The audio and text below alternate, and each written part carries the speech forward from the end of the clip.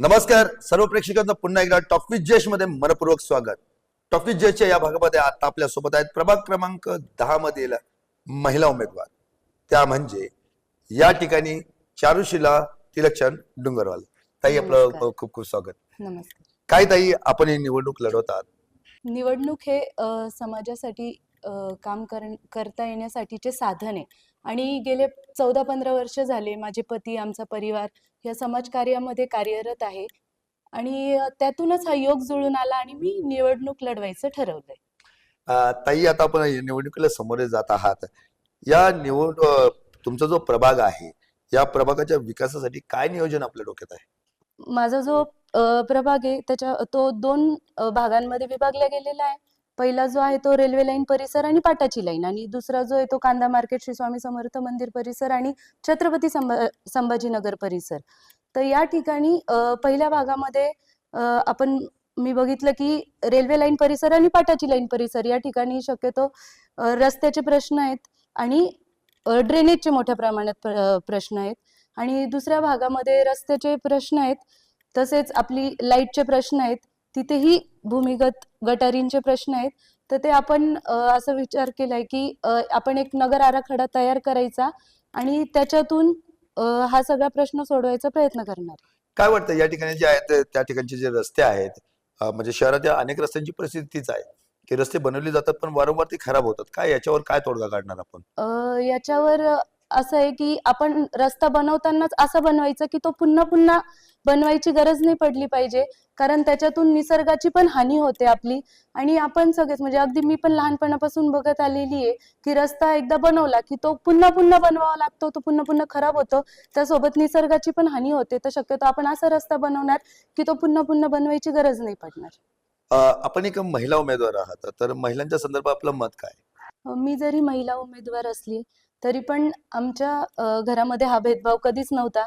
माझ्या पतींनी मला सांगितलं होतं की मी तुलाच उभं करणार आहे, त्यामुळे महिला आणि पुरुष असा आपण कधी भेदभाव केलाच नाही. आणि राहिला महिलांच्या गरजांचा प्रश्न, त्यांच्या समस्यांचा प्रश्न, तर महिलांना आपल्या भागामध्ये चेन स्नॅचिंगचा प्रकार चालतो, मंगळसूत्र ओढले जातात महिलांचे.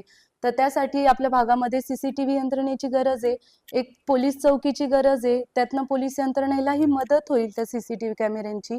हा करण्याचा आपण प्रयत्न करणार आहे. आता तुम्ही बघतायत, आता तर महिलांच्या सुरक्षेचा प्रश्न जरी आपण एकीकडे मांडण्याचा प्रयत्न करणार आहात, त्याचबरोबर महिलांचं आरोग्य सुधारावं, त्यांच्यासाठी इतर ऍक्टिव्हिटीज काय काय आपल्या डोक्यात आहे? साधारण एक 25 ते 30 वर्षांनंतर महिलांना स्वतःच्या आरोग्याची काळजी घेणं जमत नाही, त्यांना लक्ष देता येत नाही. तर त्याकरता आपण एक महिला डॉक्टरची टीम तयार करून आपल्या पूर्ण भागामध्ये सर्वे घेणार आणि मग त्याच्यामधून त्यांच्या समस्या जाणून घेणार आणि त्यांना एक रेग्युलर हेल्थ चेकअपची व्यवस्था करणार आणि महिला डॉक्टरांची टीम तयार करून तिथे एक केंद्र उभारणार आणि त्यांना सुविधा करून देणार. याचबरोबर आपण जे आहे हे सर्व करत असताना महिला सक्षमीकरणासाठी, आर्थिकदृष्ट्या सक्षमीकरणासाठी काय तुमच्याकडे प्लॅन आहे? महिला सक्षमीकरणासाठी आपण बचत गटच्या माध्यमातून नवीन रोजगार उपलब्ध करून देणार त्यांना, आणि तो रोजगार उपलब्ध करून देणार जे महिला बचत गटाच्या माध्यमातून जे प्रोडक्ट ते तयार करतील ते विक्रीसाठीही त्यांना ती सगळी सोय आपण बघणार. महिला नगरसेवकाच्या डोक्यात एवढे सुपीक प्लॅन येत आहेत किंवा एक मोठं नियोजन आपल्या डोक्यात, हे नेहमी कसं येतं? हा विकास कसा करणार आहात आपण? मी तुम्हाला पहिलेही सांगितलं, आमच्या घरामध्ये आमचं भाषण होत असतं ह्या सगळ्या गोष्टींवर. त्यामुळे आपल्या भागासाठी, आपला दलित भाग असेल तिथे दलित विकास निधी या माध्यमातून आपण मोठ्या प्रमाणात निधी उपलब्ध करून त्यांच्यापर्यंत पोहोचवू शकतो. आणि राहिला विषय आपला कांदा मार्केट आणि उर्वरित भागाचा, तर त्या ठिकाणी आपण DTPCच्या माध्यमातून आपण तो निधी उपलब्ध करून देऊ शकतो. पुढे सर्व जो निधी आहे तो वापरणार कसा, याच्या जनतेचा समावेश कसा करून घेणार आहे, आणि इतके सर्व निधी आपल्याला माहिती कशी आहे? मी तुम्हाला पहिलेही सांगितलं, माझे पती याच्यामध्ये कार्यरत असल्यामुळे आमच्या घरामध्ये या गोष्टींवर चर्चा होत असते आणि त्या माध्यमातून मला हे निधी माहिती आहेत. आणि राहिला प्रश्न जनतेशी, तर जनतेने जर संधी दिली तर नक्कीच निवडून आल्यानंतर पहिल्या काही 100 दिवसांमध्ये आम्ही जनतेशी संवाद साधून परत घर टू घर जाऊन त्यांचे प्रॉब्लेम काय आहेत, त्यांना काय अपेक्षित आहे याचा एक सर्वे घेऊन त्यानंतर त्याच्यावर पहिले काम चालू करणार आहे. मग आता हे जे प्रभागात आपण आता नंतर फेरी मारणार आहात, लोकांशी संवाद साधणार आहात, पण नेमकी कोणत्या कोणत्या निधीतून आपण काम करणार आहोत? घरामध्ये लोकाभिमुख विचारसरणी चालत आली आहे, त्यामुळे मला या गोष्टी पहिल्यापासून माहिती आहेत. आणि मी जेव्हा प्रभागात फिरली तेव्हा मला कळलं की अनेक प्रभागातल्या महिलांकडे किंवा जनतेकडे साधे आपले महात्मा ज्योतिबा फुले आरोग्य कार्ड आहे ते सुद्धा अवेलेबल नाही. ते सुद्धा आम्ही नंतर घरोघरी फिरून ते काढून ते वाटप करणार आहोत. आणि तसेच प्रभागामध्ये ज्या आपल्या ओपन स्पेस आहेत तिथे नाना नानी पार्क असेल, लहान मुलांसाठी खेळण्यासाठी खेळणी असतील, जॉगिंग ट्रॅक असेल, याचा सुद्धा पूर्ण हे सुद्धा करणार आहोत.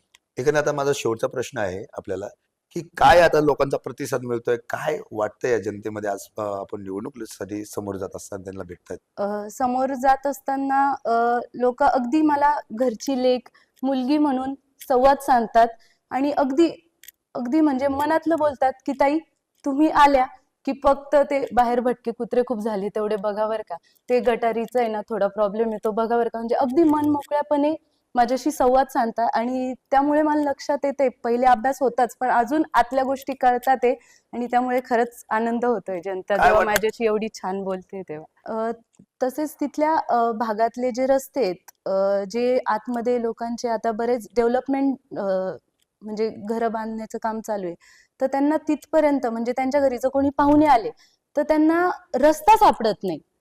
त्यांना हिंट द्यावी लागते की तुम्ही इथून इथे वळा, तिथून तिथे वळा, तर आपण त्या रस्त्यांना नाव देणार आहोत. आणि एरियाला नाव मिळाल्यामुळे लोकांपर्यंत म्हणजे त्यांच्या आलेल्या घरी आलेला ऍड्रेस द्यायला खूप सोपं जाईल. त्यामुळे तिथल्या भागातल्या रस्त्यांना आणि चौकांना आपण नाव देणार आहोत. या ठिकाणी आपण शेवटच्या राऊंडकडे वळूया, रॅपिड फायर राऊंड, ज्यामध्ये सांगा, एका वाक्यात सांगा, तुम्ही नगरसेवक झाला तर.